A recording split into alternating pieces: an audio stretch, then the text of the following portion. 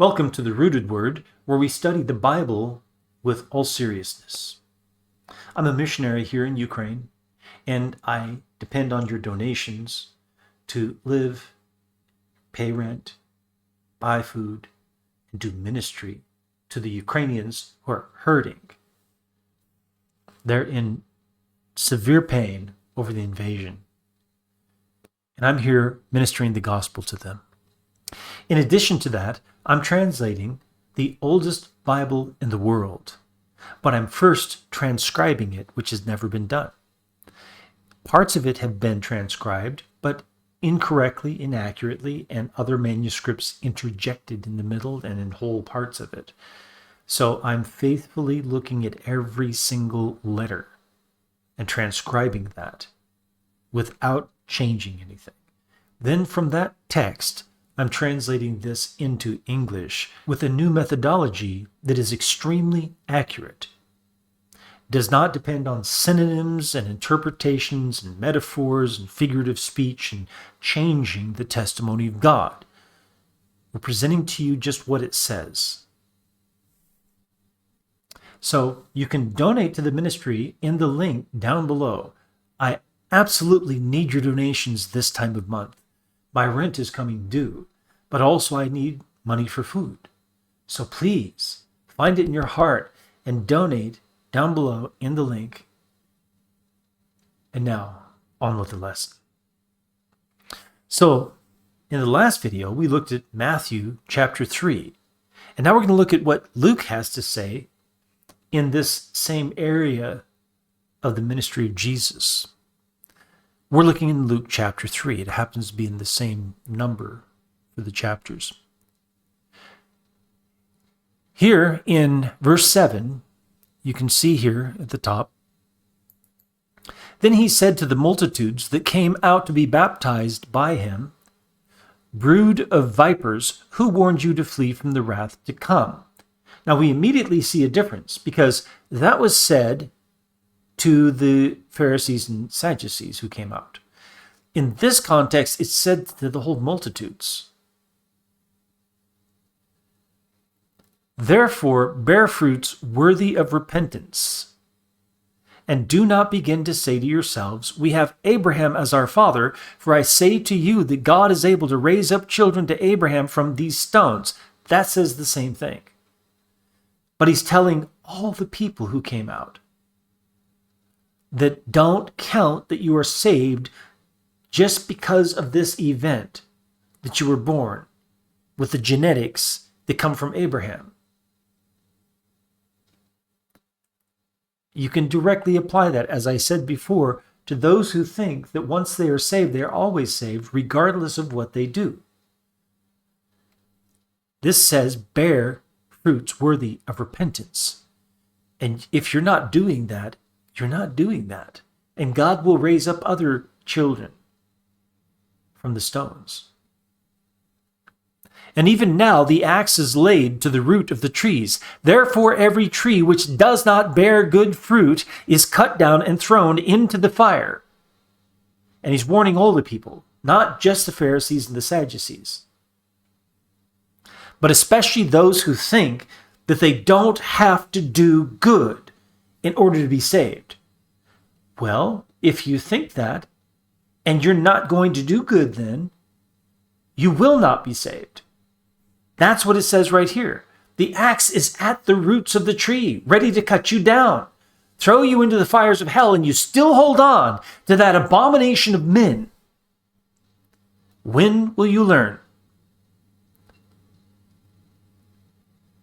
Verse 10, "So the people asked him, saying, 'What shall we do then?'" That's a good response. "What shall we do then?" That's a really good response. That's what you should be saying to me. When you come and you watch the videos, you should be saying, "What should I do then?" But instead, many of you come and complain and bicker, nitpick, fight against what's been taught, don't see what's happening in the ministry here, which if you don't see it, don't fight against it. Why would you think that it's anything other than upright ministry? Here we go. So the people asked him, saying, what shall we do then? That's what you must ask. When you watch a video of mine and you listen to it, you should be responding with, what should I do then? That's the correct response. That's a humble response. That's a response that's completely agreeable to God. Verse 11, he answered and said to them, he who has 2 tunics, let him give to him who has none. If you see your brother that has none, and you have 2, give him 1. Let him give to him who has none. And he who has food, let him do likewise. Give to him who doesn't have food. What did I just ask you at the beginning of this video? I said, I'm in need of money for food. In addition to the money for rent that is coming due, I am in need of money for food. I say this quite often. Sometimes some of you are moved in your hearts and have something and you give. Sometimes some of you give begrudgingly and hold back and give less than what you should. Let's keep going. Verse 12, then tax collectors also came to be baptized and said to him, Teacher, what shall we do? And he said to them, collect no more than what is appointed to you. Appointed for you. Don't skim off the top. Don't collect more than what you're asked to collect and then take that extra off the top for yourself. Likewise, the soldiers asked him, saying, and what shall we do? So he said to them, do not intimidate anyone or accuse falsely, and be content with your wages. Wow. Many people need to hear those 3 things, even though they're not soldiers.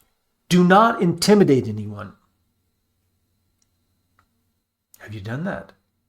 Have you intimidated someone? You've got to stop. What else does he say? Do not accuse falsely. Oh, good Lord. You know how many people come to this channel and accuse falsely.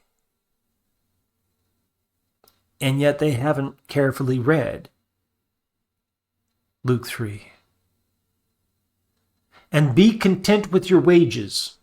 Be content with your wages. Don't be greedy. It will lead you down the wrong path to destruction. You think it won't. You think that you can ride that bucking bronco of greed. You can't. No one can. Verse 15.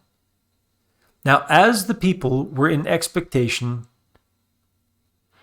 and all reasoned in their hearts about John, whether he was the Christ or not, John answered, saying to all, I indeed baptize you with water, but one mightier than I is coming, whose sandal strap I am not worthy to loose. He will baptize you with the Holy Spirit and fire. There it is again. He will baptize you with the Holy Spirit and fire. His winnowing fan is in his hand, and he will thoroughly clean out his threshing floor and gather the wheat into his barn, but the chaff he will burn with unquenchable fire. That's in the context of this, he will baptize you with, not with water. He will baptize you with the Holy Spirit and fire. The text explicitly separates the two into 2 baptisms, where the second baptism is not water and does not happen when you're baptized in water. He will. You're being baptized in water, he will baptize you in spirit and fire. And with many other exhortations, he preached to the people. So we see this very similar, but we learn some additional things this time around from this chapter here in Luke 3. But it tells the same things that Matthew recorded as well. You have to bear fruit. unto repentance. And the baptism in water is at the hands of men. But baptism with the Spirit is at the hands of Jesus. And it's with fire. And that fire for you is burning up the chaff that's left over from escaping the world. The whole collection of individuals called the cosmos in Greek, which literally just means an entire collection of individual things seen as a collection, but you can still see the individual things. And it's referring to the people. We left their culture, their mindset, their perspectives, their practices, into the new group called the ecclesia, which means ek, from out of, and kaleo, called. Those called out. And it's a group, it's a collection. It's a new collection of those called out of the old collection. And that's what church is in the scriptures. That's the word underlying it. And so Jesus then burns up that chaff that's left over from being in the world, from being among those who don't know God. The sin is burned up. Absolutely, because you see that in John very strongly in the first epistle, for sure. But we'll get into it. We'll see more of it as we do the next videos. Have you been baptized in water? If you haven't, get baptized. But get baptized by a minister of righteousness, not a minister of unrighteousness, who says, oh, you can't help but sin as long as you're in the flesh, so don't worry about stopping. You should try, but you won't be able to. Run away. Have nothing to do with those. You must find a minister of righteousness to be baptized by. But you have to take action, because it is tied to your salvation very strongly. We've already talked about that. We've already shown that. But it's not tied to your salvation without repentance and without bearing fruits unto repentance. They're all bundled up together. They come together. Because even if you're baptized in water, if you don't bear fruit unto repentance, the axe is at your root, and it's going to cut you down and throw you into the fire. But you must be baptized in water